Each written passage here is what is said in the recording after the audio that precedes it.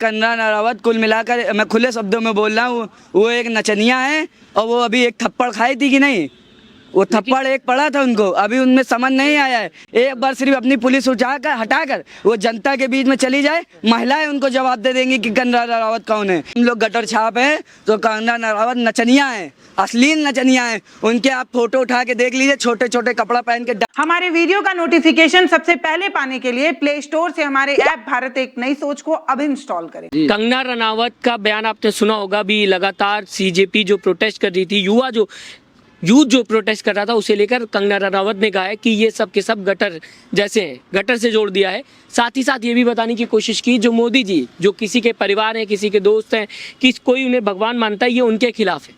तो कंगना रनावत के इस बयान को लेकर क्या कहना चाहेंगे? जोड़ते हैं आप अपने आप को? देखिए, कंगना रनावत ने जो बोला है कि जो यूथ है वो गटर है, तो कंगना रनावत का जो इतिहास था वो राखी सावंत ने खुद खोल दिया है कि वो जो छोटे छोटे कपड़े पहनकर डांस करती थी, और भी उनके कई वीडियो वायरल हैं।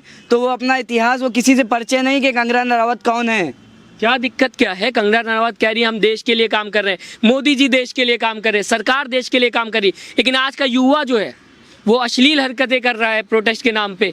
वो जो है वो भटक चुका है, वो पूरी तरीके से वो ये नहीं समझ पा रहा है कि जो इंसान मोदी जी हैं उनके खिलाफ बोल रहा है, और मोदी जी जो हैं कई लोगों के परिवार के हैं, कई लोग उनको अपना भगवान तक मानते हैं, उसके खिलाफ कैसे बोल सकते हैं? देखिए, कंगना रनावत कुल मिलाकर मैं खुले शब्दों में बोल रहा हूँ, वो एक नचनिया है और वो अभी एक थप्पड़ खाई थी कि नहीं, वो थप्पड़ एक पड़ा था उनको, अभी उनमें समझ नहीं आया है। जब 2-3 थप्पड़ और पाएंगी वो, एक बार सिर्फ अपनी पुलिस उठाकर हटाकर वो जनता के बीच में चली जाए, महिलाएं उनको जवाब दे देंगी कि कंगना रनावत कौन है। इतने तमाचे पड़ेंगे ना कंगना रनावत को, उनकी औकात समझ में आएगी। और जो आप मोदी की बात कर रही हैं, तो भारत के प्रधानमंत्री नरेंद्र मोदी ने क्या किया? 15 लाख दे दिया, 2 करोड़ नौकरी दे दी, किसानों की आय दुगनी कर दी, काला धन लिया है, माँ गंगा को साफ कर दिया, स्मार्ट सिटी बना दी। क्या काम किया नरेंद्र मोदी ने, बताइए आप। इसीलिए कंगना रनावत कह रही है कि आज का युवा जो है उसकी अभद्र टिप्पणी होती है, वो सही शब्द इस्तेमाल नहीं करता, वो ड्रग्स लेता है, वो नशा करता है, और उसके बाद सरकार के सामने खाली प्रोटेस्ट करता है, खाली सरकार के सामने चिल्लाता है और दोष देता है, गलत बातें कहता है। ड्रग्स युवा नहीं ले रहा है, जो इनके मुख्यमंत्री जी हैं वो ले रहे हैं, वनस्पति का नशा करते हैं वो। कंगना रनावत ले रही है, आपको क्या पता है? युवा अगर अपने हक अधिकार के लिए आएगा तो वो नशा करता है। उत्तर प्रदेश में 30 से ज़्यादा पेपर लीक हुए, भारत के अंदर 100 से ज़्यादा पेपर लीक हुए, यूनिवर्सिटी में 40% फीस बढ़ा दी गई, 3 छात्रों को निलंबित कर दिया गया। ये वही सरकार है जो स्कूल तोड़ रही है, ठेके खोल रही है। ये क्या छात्रों की बात करेंगे? लगातार इनकी सरकार में तो दिया आपको धर्मेंद्र प्रधान को, धर्मेंद्र प्रधान जिसको बताया है प्रहलाद जोशी, उनकी सरकार जैसे बने नहीं वैसे ही राजस्थान में फिर पेपर लीक हो गया। तो पेपर लीक समस्या तो पहले की भी सरकारों में थी, आप भी हैं समझ रहे हैं। पहले की सरकारों में थी, पर इस समय बढ़ चुकी है। और जो भारत की आप प्रधानमंत्री की बात कर रहे हैं, तो मोदी जी तो बिल्कुल असफल है।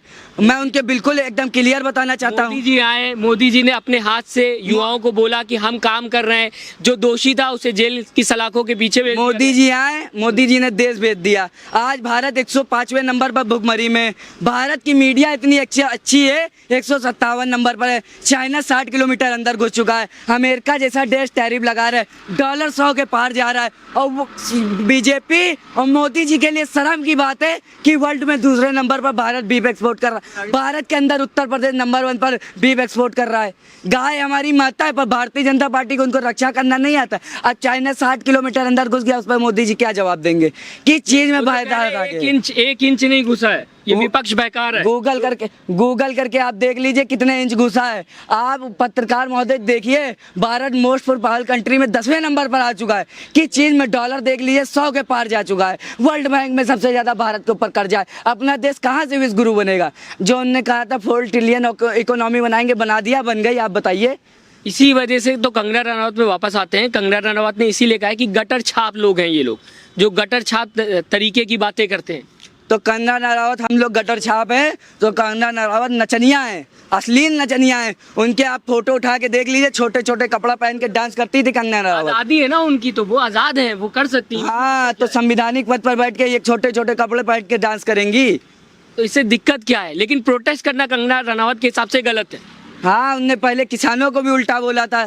तो हमारी बहन को मैं बहुत धन्यवाद देना चाहता हूँ कि उसने एक खींच के तमाचा मारा था कर्नल रावत को। बिल्कुल, आपने धन्यवाद किया। बिल्कुल। क्या कहना चाहेंगे आप? लगातार प्रोटेस्ट होता हुआ दिखाई दे रहा था, साथ ही साथ कई आपके साथियों को पुलिस ने डिटेन भी कर लिया, मांग करते हुए दिखाई दे रहे थे। इस बीच बर्बरता भी देखने को मिली, कई पोस्टर्स रखे हुए हैं, बाकी सब के सब चले गए यहाँ से।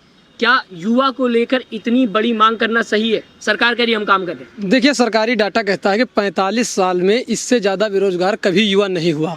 युवा पेपर लीक पर 18, 19, 20 दिन बैठा रहा और सरकार हिली नहीं, टस से मस नहीं हुई। लाठियां चलाई गई, कील गाड़ दिए गए, बंदूकें तक सुनाई पड़ा, महिलाओं के ऊपर छातियों पर हाथ लगा दिया, कपड़े फाड़ दिए। उसके बाद समाजवादी पार्टी के राष्ट्रीय अध्यक्ष और आदरणीय अखिलेश यादव की पत्नी श्रीमती डिम्पल यादव जी पहुंची। उसके बाद सारा समाजवादी पहुंचा, सरकार हिल गई, सरकार ने बिल वापस ले लिया और आज छात्रों की जो जीत हुई है उसमें समाजवादी पार्टी का बहुत बड़ा हाथ है। आने वाले समय में 24 से ही शुरुआत हुई थी, यहाँ से हमने इनको हटाया था। 27 में पूरी तरह से साफ कर समाजवादी पार्टी की सरकार बनेगी। हर नौजवान को हमारे नेता आदरणीय अखिलेश यादव नौकरी देने का काम करेंगे। 50 साल की बात लेकर चल रहे हैं और आप कह रहे हैं 27 में हटा देंगे। वो कह रहे हैं 50 साल आगे तक हमारी सरकार रहेगी। नहीं, कहने को कुछ भी कहें, 50 साल वो रहेंगे इसकी क्या गारंटी है? उनकी तो उम्र क्या 50 साल है? वो तो कह रहे हैं हम नहीं, कहना अलग बात है। तो साफ बोल चुके 100 पार करूंगा मैं। तो 100 पार करें, उनसे कौन रोका, लेकिन 50 होगा कि नहीं? तो अभी तो हमारे नेता भी 50 की है, 50 प्लस हुए। 50 साल अब से सरकार चलेगी, वो ये कह रहे हैं।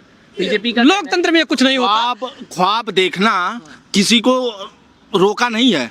जब जगते आग से सपना देख रहे हैं तो देखते रहें। हम युवा हैं, सपने साकार करना जानते हैं और हम 27 में समाजवादी पार्टी उत्तर प्रदेश में और आदरणीय अखिलेश यादव को मुख्यमंत्री बनाएंगे और पूरे यूपी को जिस तरह से ये परेशानियां चल रही हैं ये सारी दूर होगी। अखिलेश यादव जी जब उत्तर प्रदेश के मुख्यमंत्री बनेंगे, हम युवाओं को रोजगार मिलेगा और तमाम सारी चीजें। रोजगार क्या सच में मुद्दा है? क्योंकि देखिए, एक तरफ विपक्ष रोजगार की बात उठाता है, बताता है बेरोजगारी है, दूसरी तरफ सरकार कहती है कि ये बहकाने का काम है और बाकी कुछ भी नहीं है।